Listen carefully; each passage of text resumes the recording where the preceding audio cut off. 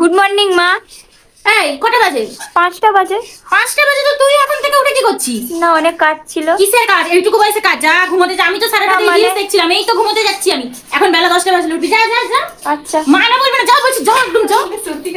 বলছি মা 500 টাকা হবে? কেন? শপিং এ যাব। এই তোকে বাবু পকেটের খরচা দেয় না? না, দেয়নি। এদিকে আয়। বলো। বলছি পকেট চাপতে পারিস? পকেট চাপতে? না মা। এটাও তোকে কি শিখিয়ে দিতে হবে? তুই আমারই বৌমা তো।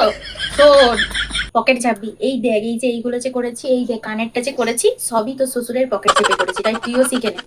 আর দাঁড়া, আমার পার্সটা নিয়ে তোকে 1000 টাকা দিচ্ছি, নিয়ে যাবি। এই নিন মা। এই নে, এই টাকাগুলো নিয়ে তুই শপিং এ চলে যা। বৌমা, হ্যাঁ মা। বলছি কালকে যখন তোমার পিসি শাশুড়ি এসে তোমায় বললো যে তুমি একটা কাজও ঠিক মতো করতে পারো না, তখন তুমি কি বলেছিলে? কিছু বলেনি তো মা। কিছু বলিনি তো মা? কেন? তুমি আমার বৌমা তো, তখন তুমি বলতে পারলে না? এর পরের বার যখন তোমায় বলবো, মুখে একদম ঝামা ঘষে দেবে যে পুরি আমি পারি না, সেটা আমি বুঝবো। তোর বাপের কি বলবে? কি বলবে? কিন্তু উনি তো গুরুজন মা। গুরুজন? তুমি আমার বৌমা, সেটা এরপর থেকে একদম মিথ্যে কথা বলবে না। এরপর থেকে মনে থাকবে তো? হ্যাঁ মা। একদম। বলছি মা, আপনার ছেলে তো বললো আজ বাইরে থেকে খেয়ে আসবে, তো আমাদের জন্য কি রান্না করবো মা? ও বাইরে থেকে খেয়ে আসবে মানে? আর আমরা কি বাড়ির দাসী সারাক্ষণ রান্না করে খাবো? কি খাবি বল? আমি আর জোম্যাটোতে অর্ডার দিচ্ছি। বিরিয়ানি। বিরিয়ানি আর সাথে চলবে তো? না না মা, আমি এসব খাই না। কি চলবে না? তুই আমার বৌমা তো, তোকে আমি কি বলেছি একবার?